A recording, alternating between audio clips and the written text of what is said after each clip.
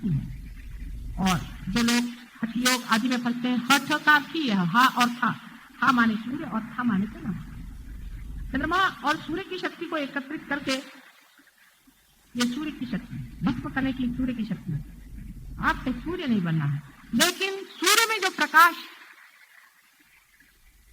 रहा है उस प्रकाश के अंदर जो वाइब्रेशन है, उसके अंदर के जो तत्व है उसको अपने हाथ में ऐसे हजारों सूर्य बना सकते। यह असली शक्ति है जिसके कारण सूर्य आज तप रहा है और जल रहा है। उसी के सूत्र पे आप उतर सकते हैं। यह मनुष्य की विशेषता है और आपने देख लिया है कि मनुष्य की विशेषता के कारण आज वो हर जगह काबू किए हुए है, जिसे हम नेचर कहते हैं। निसर्ग पे मनुष्य काबू कर लेता है, वो भी इसी ईड़ा शक्ति के कृपा से। लेकिन अतिशयता कर देने पर उसका अहंकार इतना बलवती हो जाता है कि वो आकर के ईड़ा शक्ति जहां पे क्रॉस करती है आज्ञा चक्र, वहां आकर के रुक जाती है। उस आदमी का कारण नहीं, उसका कारण नहीं। बहुत असंभव की बात है। और यहां से यहां तक उठना, जिसे कि हम कहते हैं सहस्त्रार पर उसको उठाना, कितनी छोटी सी चीज, बहुत बड़ा संभव ये नहीं है। अंतर इतना सा छोटा सा अंतर, यहां से यहां तक उठाना असंभव की बात हो जाती है, क्योंकि उसका सुपर ईगो ने इसको दबा मारा। यहाँ पर उसका टूटना ही कठिन होगा। इसलिए आपने बहुत लोग जो हमारे एक्सपेरिमेंट में देखेंगे, जो बड़े बड़े सन्यासी साधु फलाने बाबा जी आते हैं, मेरे सामने यूं लटकान लगते हैं। मैंने कहा लगाओ तुम्हारी शक्तियां, देखे तो आए क्या करते हो, थर कांपते हैं। क्यों? इसलिए क्योंकि अहंकार मृत्यु है। लोग भगवान को नहीं जानते, प्रेम की बात नहीं करते। मेरे आप देखेंगे योग शास्त्र में कहीं प्रेम की बात होता नहीं। इसका मतलब ये नहीं कि योग शास्त्र गलत है, ऐसा नहीं सोचा। लेकिन उस चीज की अतिशयता कर लेना मानव को अहंकार की ओर ले जाएगा, परमात्मा की ओर। वो ईड़ा नाड़ी है जो हमारे राइट साइड के दिमाग से उतर के और लेफ्ट साइड पे चली जाती है, जिसे left side sympathetic nervous system हमारा डॉक्टर। और साधारण तरह से जो आदमी ओवर एक्टिविटी में होता है, जैसे कि आजकल आप देख रहे हैं, मुझे काम है, मुझे काम है, मुझे काम, ऐसे आदमी को कैंसर जैसी बीमारियां हो सकती है due to the over activity of the sympathetic nervous.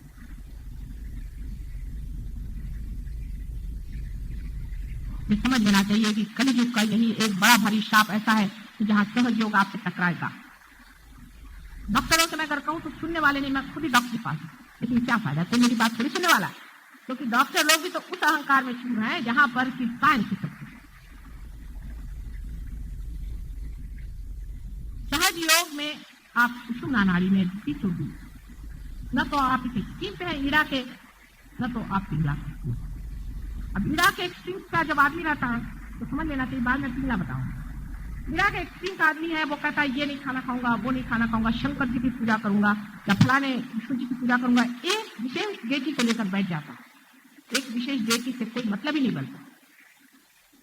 मैं बाप ब्राह्मण हूं, मैं इसका छुआ नहीं खाऊंगा, मैं उसका नहीं करूंगा, सवेरे 4 बजे से उठूंगा, ये करूंगा, वो करूंगा। बड़ी तेजस किताब ऊपर आ गई सूर्य के जैसे, तो क्या करने का?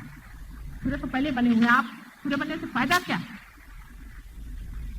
सोचिए, बात सुनने में अजीब सी लगती है। सोचने की बात यह है कि हमें पाना क्या, हम क्या पाना चाहते हैं संसार में, ये तो हमारे अंदर तय हो जाए। हम आनंद पाना चाहते हैं, शांति पाना चाहते हैं, हम किसी को जलाना नहीं चाहते।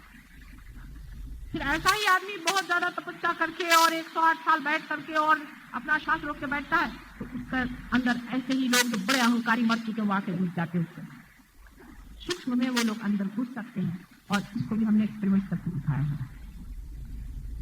ऐसे लोगों को परमात्मा की नहीं, हाँ ऐसे लोगों ने कुंडलिनी का दर्शन जरूर किए हैं कि जब आप दूसरे मार्ग से जा रहे हैं तो आप इसे देखें।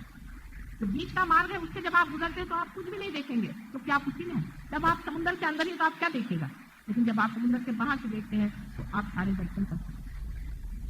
लेकिन वो खत्म हो जाती है जाकर के आज्ञा चक्र पे ही। और आपने स्वयं ही, आप मुझे एक भी ऐसा योग बता दीजिए योग शास्त्री जिसे एक का भी कारण किया नहीं ही कर सकता।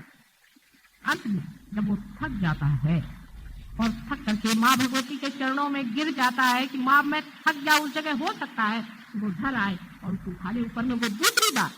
पर ऐसे करोड़ों में एक होते हैं और उसके लिए भी यहाँ से यहाँ जाने में परम कर्तव्यों की, उसके लिए बहुत ही ज्यादा आसान करना पड़ता है, बहुत ज्यादा उसके लिए जाप करना पड़ता है। कहते हैं कि 7 साल में उसके बाद हाथ से वाइब्रेशन शुरू हो जाते हैं और उसके 7 साल बाद में आपकी थॉटलेस अवेयरनेस आती है और उसके 7 साल बाद में आपको कलेक्टिव कॉन्शियसनेस आती है, जो कि सुषुम्ना नाड़ी से जाने के क्षण में सारी की सारी चीजें आपके अंदर आ जाए।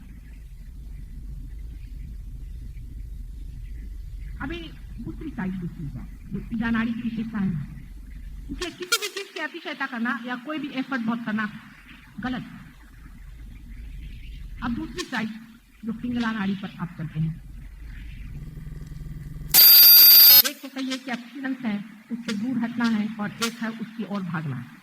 दूसरा आदमी कहता है साहब इसमें क्या रखा, मैं राजयोग हूँ, तो दूसरा राजयोग, खूब शराब पियो, खूब ये करो, खूब दुनिया भर के धंधे करो और औरतों के साथ करो और दुनिया भर की चीजें करो, राजयोग हो गए। उससे 5 मुंह उन्होंने बनाया, 5 मकार है, उनको करिए, ये करिए, वो करिए, और उससे आप भगवान के पास पहुंचे। कैसे पहुंच सकते आप ही बताएं? बेवकूफी की बात। आप कुछ करने से वहां नहीं जा सकते, इस सत्य को आप प्रमाण माने, क्योंकि जीवन स्वयं ही होता है, अपने आप ही आप पैदा हुए, अपने आप ही आप बढ़ रहे हैं और अपने आप को लग रही। सारा संसार ही जब इस तरह से चल रहा है, एफर्टलेस, सोचिए कि ये सारी पृथ्वी इतने जोर से दर घूम रही है और हम लोग उससे आराम से बैठे मेरा भाषण सुन रहे हैं। ये किस तरह से हुआ? सब कुछ पूरी तरह से बनाया है आपके लिए, आप आराम से बैठकर सिंहासन में सवारी करें। आप क्या कर सकते हैं परमात्मा के लिए, मैं आपसे पूछूं। जैसे बहुत से साधु सन्यासी मेरे पास आते हैं, माता जी आपने तो कुछ छोड़ा नहीं, आपकी पत्नी है, बच्चे भी हैं, पोते भी हैं, नाती भी हैं, तो है उसमें क्या करें, क्या छोड़े? जब है तो वो छोड़े क्या? मैंने ये छोड़ा, मैंने धन छोड़ा, मैंने फलाना छोड़ा, ठिकाना छोड़ा। अरे उनसे पूछे कि उस परमात्मा के नाम पर तुमने जो छोड़ा है वो है किस कीमत का, छोड़ने लायक क्या है? जब वो ले जाओ मेरे पास है कि छोड़ने का क्या और पकड़ने का? जिसने पकड़ा है वही ढिलोरा मारते फिरता है, सन्यासी बने घूम रहे, हमने ये छोड़ा, हमने वो छोड़ा, हमने वो छोड़ा। अधिकतर ऐसे लोग ढोंग में फंस जाते हैं। तो ढोंग नहीं करना चाहते और वो ढोंग ही हो जाता है। ढोंग इसलिए हो जाता है कि वो जानते नहीं क्या कर रहे हैं और नाटक का बन जाता है। पिंगला नाड़ी पर भी ऐसे लोग आ जाते हैं। अधिकतर तो यही होता है कि इस जन्म में आप हीरा पे रहेंगे तो अगले जन्म में आप पिघला पे जाएंगे। इस जन्म में आप अगर अतिकर्मी रहेंगे, बहुत ज्यादा आप काम करेंगे तो अगले जन्म में आप पिघला पे जाएंगे। अब पिंगला नाड़ी पर आदमी क्या करता है? वो कहता है सबको समर्पित रहो, कुछ भी न करो, आलस करो और खूब शराब पियो, खूब ये करो वो। ऐसे भी आपने लोग देखे हैं कि बाप दादे बहुत कमा गए, लड़के सब उड़ा गए, वो पिंगला नाड़ी पर है। पिंगला नाड़ी पर ऐसे भी आदमी जा सकते हैं जो वास्तविकता भगवान के लिए ही कोशिश करें कि प्रभु तुम मेरी मदद करो। इससे में देखते हैं कि एक आधा कोई उनके हाथ में एकदम सहारा आ गया, हाँ हाँ भगवान ने मुझे हार दीजिए। फिर देखा कि उनके हाथ में से कुंकू चला जा रहा है, अरे वाह परमात्मा मेरे हाथ में से कुंकू डाल है। फिर उन्होंने देखा कहीं से एकदम से उनके हाथ में गणेश जी की मूर्तियां, हाँ गणेश जी की मूर्ति आ गई। सब कमाल है परमात्मा का, परमात्मा ने मुझे गणेश जी की मूर्ति दे दी। क्या परमात्मा को और कोई धंधा नहीं है? आपको खुद सोचना चाहिए कि परमात्मा जो की सारी सृष्टि की रचना करी है वो क्या इसलिए करी कि आपके हाथ में पत्थर दे या मिट्टियां दे? इस पिंगला नाड़ी पर काम करने वाले जो बहुत ज्यादा बढ़ जाते हैं वो राक्षसों की ओर नहीं हो सकते। महान राक्षस जो बड़े बड़े राक्षस संसार में हो गए, जैसे कि महिषासुर है, रावण है, बीजासुर है, आदि वगैरह सब फिर से पैदा हो गए हैं। आज हिंदुस्तान में मौजूद है, वहां पर सबको मार काट करके 1000 बार खत्म किया, फिर से वापस है जैसे कि वैसे, और बुरी हालत में। तो इस वक्त उन्होंने चोगे बदल लिए है, अपने को राक्षस नहीं कहने देते इस वक्त में, वो अपने को असुर नहीं कहते लेकिन भगवान ही कहते हैं। उनको पहचानने की बहुत ही साधारण एक बात